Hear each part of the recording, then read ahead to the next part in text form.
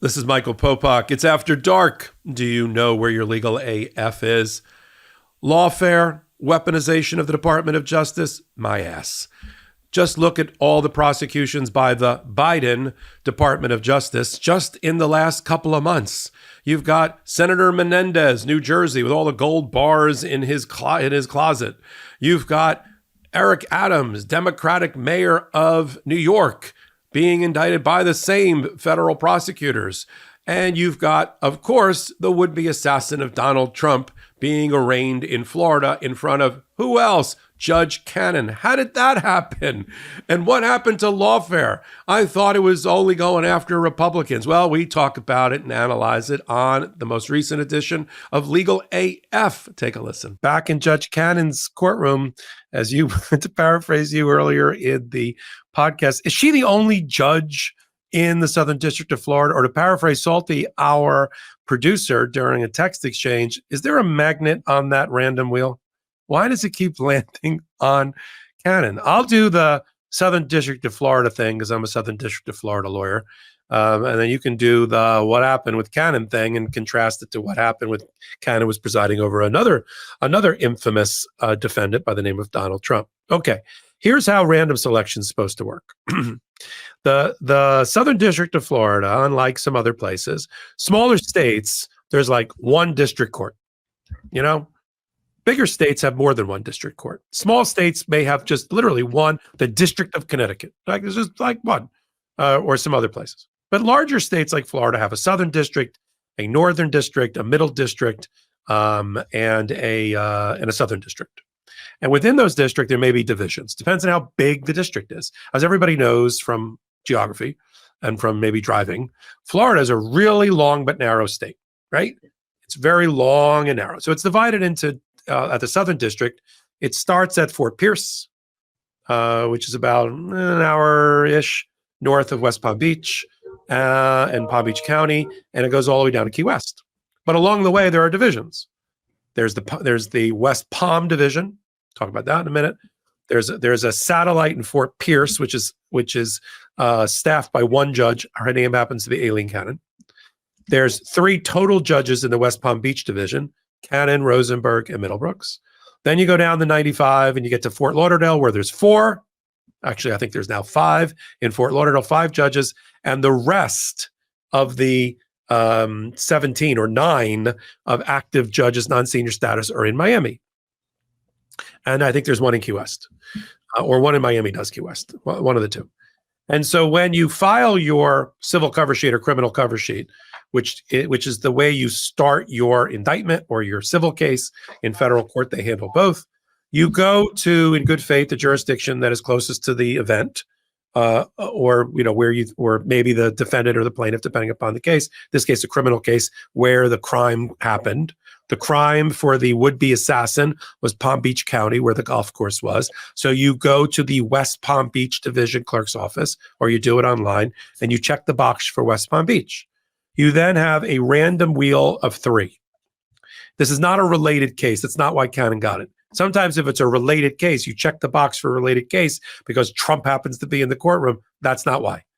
It was supposed to be random. But I think one of the 3 judges, Don Middlebrooks, is not taking a full docket. He's kind of pushing the age of retirement or senior status. And I think he's not, I think he's not doing it. Or maybe he recused himself, to be honest with you. You know, he had his own case with Donald Trump, and he may have recused himself.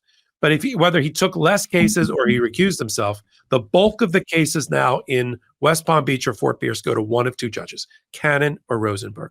Sure, we would have liked for it to have landed on Robin Rosenberg's number, but frankly, it's making for a much more interesting hot take and podcast that it landed on Cannon's number. All right, it's with Cannon. Take it from there, Karen. Well, I mean, he was arrested and charged. He was indicted. There's a 5-count indictment. He was indicted for an attempted assassination of a major presidential candidate. for possession of a firearm in furtherance of the crime of violence, for assaulting a federal officer, Secret Service agent, while intending to commit another felony, and a felon in possession of a firearm, and then fifth, a firearm with an obliterated serial number. So those were the charges.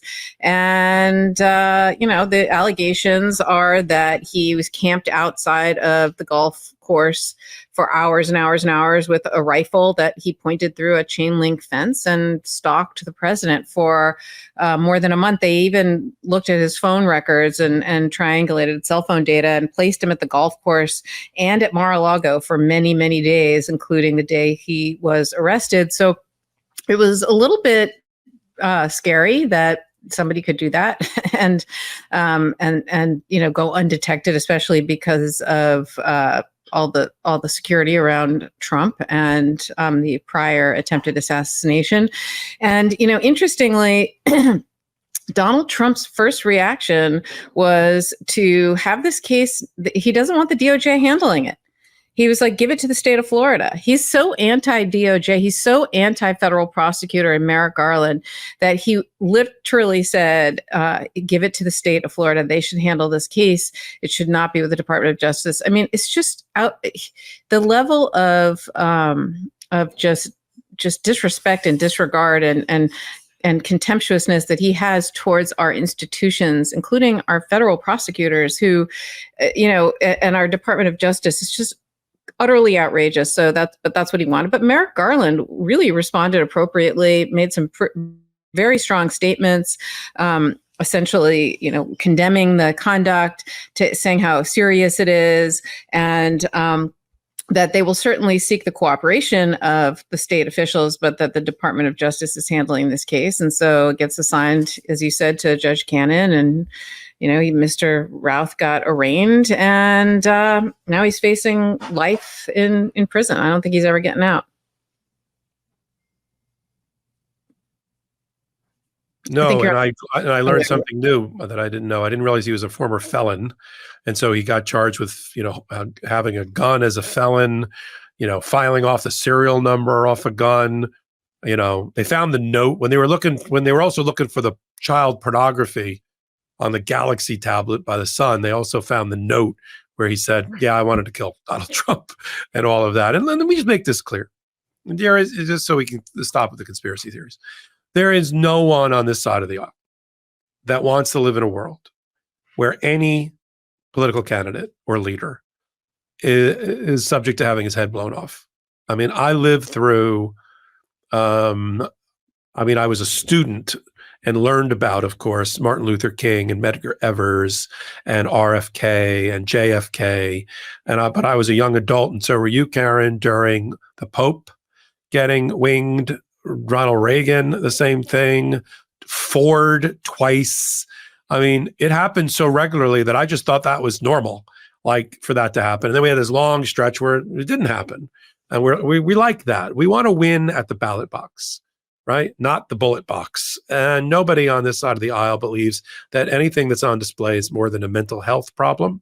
That's why the Biden and the Harris administration, continued by Kamala Harris, is so important, because they put so many resources into reducing gun violence and to reducing the murder rate by extension, because 80% of murders are committed with a gun, by setting up a White House office devoted to gun violence and investing money, putting their money, our money, where their mouth is and their policies are, to invest in mental health treatment for young adults and others. Those, more likely. This guy was sort of a little bit atypical for a serial killer or an assassin, but not by much. But because of that investment and that focus, we just got the FBI report, the official report, the one that Donald Trump claimed didn't exist or had been fudged, in which all crime is down year over year from last year because of the Biden-Harris policies, and violent crime is down by double digits, and murder rate is down by 11%. And in major cities, all the major cities, and all cities with populations more than 1 million, all included in the analysis. And there's a cause and effect. There's a reason for it. It's because of the executive laws, the policies, the new cabinet level position, Kamala Harris's approach and focus on it. And now you see It's showing up, fortunately, in our daily lives. While Donald Trump is running around saying, with posts saying, "See, the cost of salmon is up 47 cents." Yeah, but the murder rate's down 12. You saw that JD Vance was at a grocery store talking about the cost of eggs gone up and saying it was like $10 or whatever it was. But meanwhile, there's a sign behind him that said $2.99 for the eggs. I mean, it was like ridiculous, you know? Well, and on that note, Donald Trump ran it in his own social media where he said eggs were $4.99. Yes, I've been to Whole Foods. There are $4.99 eggs. I just don't buy them. There are other ones right next door that are back where they need to be. Well, how about how about the performative art piece of Donald Trump digging out a $100 bill and handing it to that lady who even laughed out loud about it and handed it to her in the grocery store. So here you go. Here's a little help. It'll get better when I'm in the White House. What about all the other people in line? $100? This is like those pictures. I don't know if Salty can find it in time. He's probably ready to kill me. Where he took rolls of toilet paper at the hurricane in Puerto Rico and threw it at people. Remember? I think it was it toilet paper or paper towels? I can't remember. Paper towels or toilet paper. Yeah. He's throwing it. Here you go. Here's how I help. Let me get back into my black limo. I mean, it's just to paraphrase the great JD Vance, the philosopher, he's an out of touch billionaire that people should not follow for their daily pocketbook decisions in life. And yet here we are. And here we are. And the one thing I want to say about, there you go. Look at Salty. Woo! Paper towels. Yeah. Look at Salty. There's going to be something in your stocking at Christmas. Just to go, it's interesting because people sometimes will say, oh, numbers are fudged and, statistics are fudged. The one thing you can't fudge is a murder rate. And that's because there's a body. Like, sexual assault has to do with reporting, right? And that sometimes it's hard to know, like, are they up or are they down? But when it comes to murder rates, it is absolutely indicative of the health of a community and the health of society and the health of just all the policies, because there's no one thing that is responsible for violence and for murder rates, right? It has to do if people are getting the mental health treatment they need and living a good life and not addicted to drugs and can afford to live in a nice house and all of that, they tend not to do things like commit violent crimes, right? And so when it's not just policing, and sometimes people think, oh, it's because it's a good police force and a good prosecutor. And I was a prosecutor for a long time, and I'd love to be able to take credit for that, but it's not. It's really how healthy is the economy, how healthy is the community, and so with violent crime going down. And like I said, it's hard to fudge those numbers because those numbers, when you have a dead body and it's a murder, it's a murder. Like you can't, that's a pretty good number that you can gauge. You can sort of gauge and tell if crime is up or down. And the FBI does collect that. And so, I just wanted to put a fine, because sometimes people say, oh, I've created all these jobs or I have all this money, like all the statistics that politicians kind of bend and use to their advantage, and they kind of leave out some and add others. And they really fudge numbers. Violent crime and murder, especially murder rates, that you can't fudge. So I just think I want to just underscore what you said, Popok, about what that says about Biden and Harris and what they've done for the various communities and supporting various communities around this country. And the fact that those numbers are down is a huge, huge indicator, I think, of the health of this country. Yeah, you're right. It's beyond the margin of error of the error rate for the statistics to go down 12% year over year. That is a reflection of policy. And that's what this election is all about. Lots of things are on the ballot for this election. Besides just Vice President Harris and Trump, our constitutional republic, our rule of law, women's rights to be restored to first-class citizenship in this country, reproductive rights, the Supreme Court, they're all on the ballot. Welcome back. We sit at that intersection of law and politics, so you don't have to. That's a clip from a full-length podcast we do Wednesdays and Saturdays here on the MeidasTouch network called Legal AF. If you didn't know why we call it that, now you know. Join us at 8 p.m. Eastern Time on our YouTube channel or a MeidasTouch YouTube channel where you can watch us record it and participate in the live chat. We get 20,000 people or so on a Wednesday and Saturday night to participate in it with us, or pick us up on audio podcast platforms of your choice. We got some great news to announce. We got a new Legal AF channel on YouTube in collaboration with the MeidasTouch Network. We're not going anywhere. Those are our brothers, our mama and our papa, but we got a new channel where pro-democracy lives, and it's called Legal AF MTN, Legal AF MeidasTouch Network. Just go into the search bar and free subscribe, Legal AF MTN. Help us get to 200,000 free subscribers in our first 2 weeks. We can't do it without you. We're already halfway there.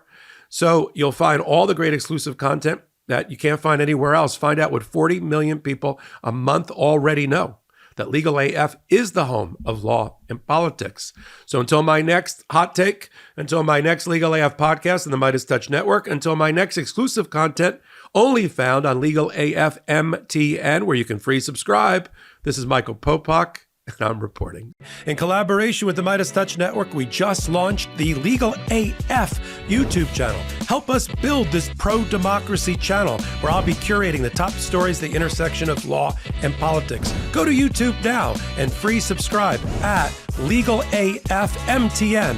That's at Legal AF MTN.